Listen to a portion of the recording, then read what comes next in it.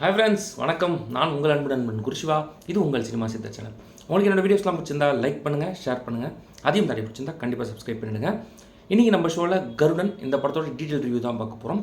கருடன் படத்தில் சசிகுமார், உன்னி முகுந்தன், சூரி இவங்களாம் நடிச்சிருக்காங்க. இந்த படத்துக்கு இசையமைச்சிருக்காரு யுவன் சங்கர் ராஜா.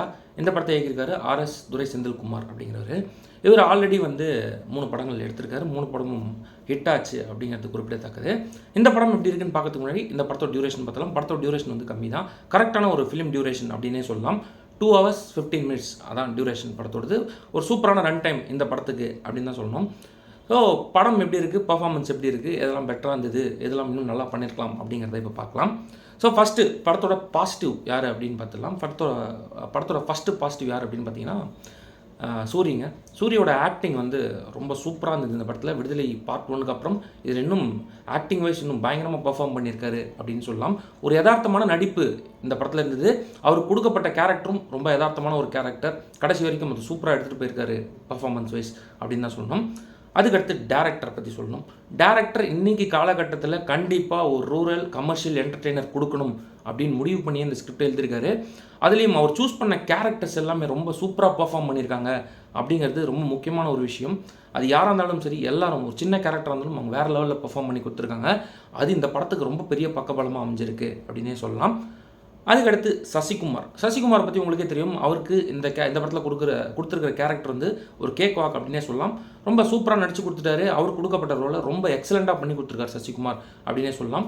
உன்னி முகுந்தன் ஸோ தமிழில் ஒரு படம் பண்ணுறாரு அப்படிங்கும்போது என்ன மாதிரி கேரக்டராக இருக்கும் அப்படின்னு நினச்சி போனேன். அவரோட பாடி லாங்குவேஜாக இருக்கட்டும், அவரோட ஆக்டிங்காக இருக்கட்டும், எல்லாமே வேறு லெவலில் இருந்தது.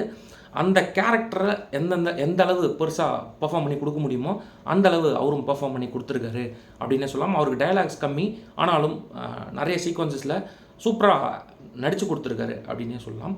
அதுக்கடுத்த பக்கபலம் யாருன்னு பார்த்தீங்கன்னா யுவன் சங்கர் ராஜாவோட பாடல்கள்லாம் படத்தை ஒன்றிய பாடல்களாக இருக்குது. பாடல் கேட்க இனிமையாகவும் இருக்குது.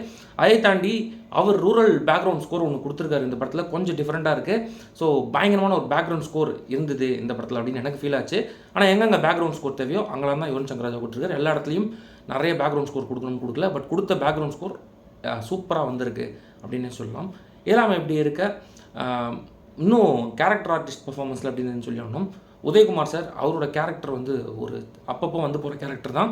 ஆனால் அவர் ரொம்ப சூப்பராக பர்ஃபார்ம் பண்ணி கொடுத்துருக்காரு. மயம் கோபி அவரும் ரொம்ப சூப்பராக பர்ஃபார்ம் பண்ணி கொடுத்துருக்காரு. இந்த படத்தில் ஒரு கேரக்டர் மட்டும் எப்படின்னே ப்ரெடிக்ட் பண்ண முடியாத அளவு ஒரு கேரக்டர் இருந்தது. அது யாருன்னு பார்த்தீங்கன்னா சமுத்திரகனி அவரோட கேரக்டர். அவர் நல்லவரா கெட்டவரா அப்படிங்கிறது கடைசி வரைக்கும் ஒரு கெஸ் இருக்கும். அது மாதிரி ஒரு கேரக்டர் கொடுத்துருக்காங்க. அவர் கொடுத்த கேரக்டரை அவர் ரொம்ப நல்லா பண்ணியிருக்காரு. நான் படம் ஆரம்பிக்கிறதுலேருந்து கடைசி வரைக்கும் அவரை வச்சு தான் பண்ணுறாங்க. அவர் கொடுத்துருந்த ஒரு டீசெண்டான கேரக்டரை ரொம்ப நல்லா பண்ணி கொடுத்துருக்காரு அப்படின்னே சொல்லலாம். இதெல்லாம் எப்படி இருக்க, எது இன்னும் பெட்டராக பண்ணியிருக்கலாம் அப்படின்னு கேட்டிங்கன்னா, ரொம்ப நாள் கழித்து தமிழ் சினிமாவில் ஒரு கமர்ஷியல் படம் வெற்றி அடைஞ்சிருக்கு அப்படின்னே சொல்லுவோம். கண்டிப்பாக வெற்றி பெற்றும் இந்த படம் அப்படின்னு சொல்லலாம். A centre, B centre, C centre. ஏன்னா ரொம்ப நாள் கழித்து ஒரு ஸ்க்ரீன் பிளே வைஸாக இருக்கட்டும், கதையாக இருக்கட்டும், அந்த எடுத்துகிட்டு வந்த கான்செப்ட் டேரக்டர் ஒரு கான்செப்ட் கொண்டு வந்திருக்காரு, மண் பெண் பொன் அப்படின்னு. அது நீங்கள் படம் பார்க்கும்போது உங்களுக்கு அழகாக ரிலேட் ஆகும். அதை பேஸ் பண்ணி ஸ்டோரியை சூப்பராக எடுத்துகிட்டு போயிருக்காரு அப்படின்னே சொல்லலாம். இதெல்லாம் இப்படி இருக்க இந்த படத்தில் குறை அப்படின்னு பெருசாக எதுவும் சொல்ல முடியல. புதுசாக எதுவும் பெருசாக ட்ரை பண்ணாமல் கமர்ஷியல் சினிமா கண்டிப்பாக தமிழ் சினிமாவில் தலை தூக்கணும் அப்படின்னு சொல்லிட்டு அதுக்கேற்ற ஒரு ஸ்டோரி, அதுக்கேற்ற யதார்த்தமான ஒரு கேரக்டர். சூரி ஒரு பெர்ஃபெக்ட் ஃபிட்டாக இருந்தார் அந்த கேரக்டருக்கு. இதெல்லாம் வச்சு ஒரு சூப்பர் ஹிட் படம் தான் கொடுத்துருக்காரு டேரக்டர் அப்படின்னே சொல்லலாம். இந்த படத்துக்கு சினிமா சேத்து சேனலில் கொடுக்குற ரிவ்யூ என்ன அப்படின்னு பார்த்தீங்கன்னா 3.25 out of 5.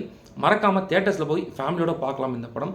அங்கங்கே வன்முறை காட்சிகள் அதிகமாக இருக்குது. ஸோ அதெல்லாம் பார்த்துட்டு நீங்கள் ஃபேமிலியோட இந்த படம் போய் பார்க்கலாம். ரொம்ப அருமையாக வந்திருக்கு இந்த படம் அப்படின்னு தான் சொல்லுவாங்க.